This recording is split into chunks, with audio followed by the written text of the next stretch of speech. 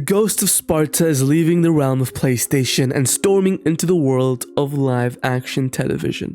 After years of rumors, wishful thinking, and cautious optimism, the God of War TV series is officially real. Before we begin, don't forget to like, subscribe, and turn on the notification bell for more content like this.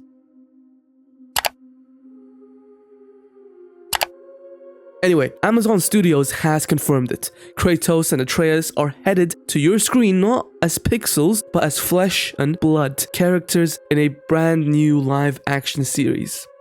Here's everything we know so far. This isn't just another adaptation rumor.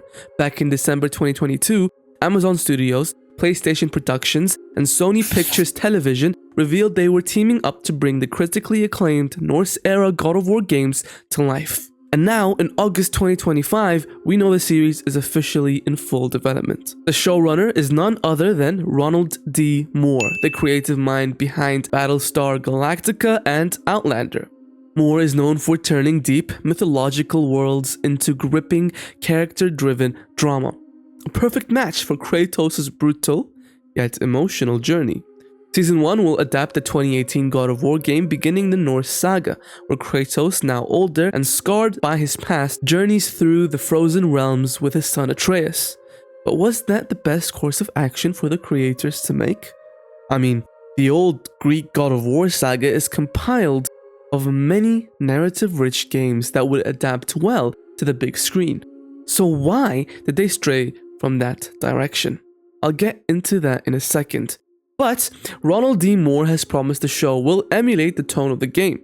That means it won't just be about action and gods, but about grief, fatherhood, and fate. Moore even admitted he's not much of a gamer himself, but is leaning heavily on experts, including the game's original director, Cory Barlog.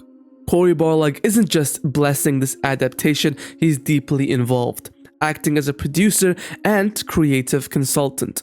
Barlog's input ensures the characters, mythology, and emotional weight of the games are preserved. In the words of Moore, Cory is a genius, a modern mythmaker. Here's what we know. The first season will run for 10 episodes, and the show has already been greenlit for 2 full seasons. Right now, it's still in the scripting phase, and filming is expected to begin sometime in 2026. So don't expect anything until late 2026 or even 2027. As for casting, that's still a mystery. Will we see a known face take up the Blades of Chaos, or will Amazon cast a new actor to play the role of the god? Nothing is confirmed yet, but speculation is wild. With the success of The Last of Us, Fallout, and Twisted Metal, video game adaptations are entering a new golden age, and if Amazon gets this right, then we could have something good in our hands. What if they don't? I don't know what I'd do with myself. While the announcement of a live-action God of War series has sparked hype, not everything in Midgard is sunshine and Draugr slaying. Behind the scenes, this production has already weathered its own Ragnarok. And fans, we have reasons to be cautious. Initially announced in 2022 with quiet optimism, the God of War show hit major turbulence by late 2024. According to industry insiders, the original draft scripts were shelved after Amazon execs reportedly felt the tone didn't align with the studio's broader vision. Several key writers left the project, prompting a full creative overhaul. That's when Ronald D. Moore was brought in to steer the ship. While his reputation brings hope, let's not forget this show already lost time, talent, and momentum. Fans are divided. Some demand Christopher Judge, the voice and motion capture actor from the 2018 and Ragnarok games. Others campaign for Dave Bautista or even Triple H. But casting Kratos isn't just about baldness and muscles. It's about embodying decades of rage, guilt, and redemption. This is gonna be a hard role to cast, and I have no idea how and if they can even pull it off. Miscast this role and the entire series risks collapsing under the weight of fan disappointment. No wonder Hollywood has been scared shitless of Kratos. And let's not ignore the history. For decades, video game adaptations have had a brutal track record, often failing to capture the essence of what made the source material so beloved. For every Last of Us, there's a dozen Assassin's Creeds. Games are deeply personal, interactive experiences, and translating that into passive viewing is no easy feat, especially when the story is about a literal god with a tragic backstory and a body count in the thousands. In games like God of War 2018, there's a lot of looting, walking, rowing, and most importantly killing, a lot of which won't translate well to a different medium. When we get to actually control and play as Kratos during these moments, there is already a lot of engagement and leniency simply because we have the controller in our hands. But these moments will not be tolerated if they were adapted to the show. This means that the show has to come up with different ways to fill in that gap. Ronald D. Moore has hinted that we might potentially be seeing young Kratos make an appearance in the upcoming TV show. In an interview with IGN, he claimed that we maybe will see a different incarnation of the God of War, like the one that existed before he moved to Scandinavia, in the Amazon series. Ronald D. Moore could very well be referring to flashbacks or even possibly whole episodes recounting the events of Kratos' past and/or his journeys from the Greek saga.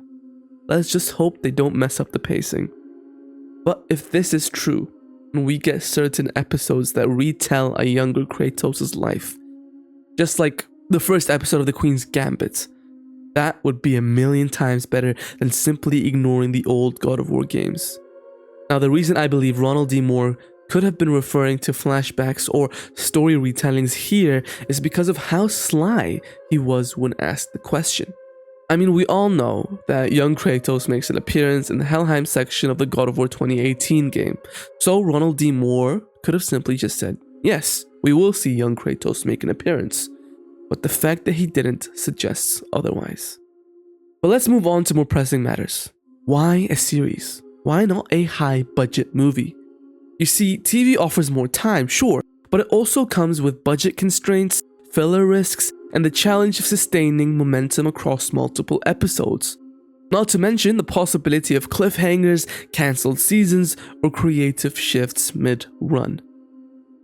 With God of War's cinematic scope and mythological richness, many feel a film might have done it more justice. I mean, just imagine a series of movies that start off with the old games, retelling Kratos' past, his history as a Spartan general, how it affected his marriage and the time he spends with his daughter, the time Kratos was almost killed by the barbarian king, how Kratos gave his soul up to Ares for victory, how that deal ended up with the death of his family and the curse of the white ash on his skin, resulting in Kratos breaking his oath with the former Greek god of war. So the Furies come in and torture Kratos only for him to break free, kill them and seek revenge on Ares. How Athena helps him find Pandora's box and promises him if he defeats Ares then his visions of him killing his own family would be erased. Except she doesn't really promise him that. How Kratos uses the power within Pandora's box to defeat the god who tricked him. How he becomes the new god of war despite feeling betrayed by Athena for not fulfilling his wish. How Kratos finds out his brother is still alive and goes on a quest to find him, only to find out that Thanatos, the primordial god of death, had been torturing him, and so he frees his brother only for him to be killed, and so Kratos kills Thanatos in return. How all that fuels Kratos' anger for the gods, and so Kratos begins to rule differently from the other Olympians. How fear consumes Zeus, causing him to kill Kratos. How Kratos escapes the underworld, seeks out the Sisters of Fate, kills them and uses their power to turn back time, recruit the Titans and kill the gods. There is so much content here, so many things that could be adapted into a movie unlike anything else ever seen. But you get the point. It's a shame they didn't decide to adapt God of War into a series of movies. Like Harry Potter, for example, slowly and gradually building up to Kratos' arc in the Norse games. Because adapting God of War isn't just about translating cutscenes, it's about understanding silence, rage, loss, fatherhood. It's about crafting a world that feels as grand as the one in the games, but with performances that hit just as hard as the Leviathan axe. And as of now, we just don't know if Amazon can pull it off. So while there's reason to hope, there's also reason to worry. A delayed start, uncertain casting, the haunted history of game adaptations, and the gamble of going episodic rather than cinematic. But what do you think? Will Amazon succeed where others have failed? Who should play Kratos? Drop your thoughts in the comments and stay tuned, because the journey through the 9 realms is far from over. Don't forget to like, subscribe, and turn on your notification bell. Bye.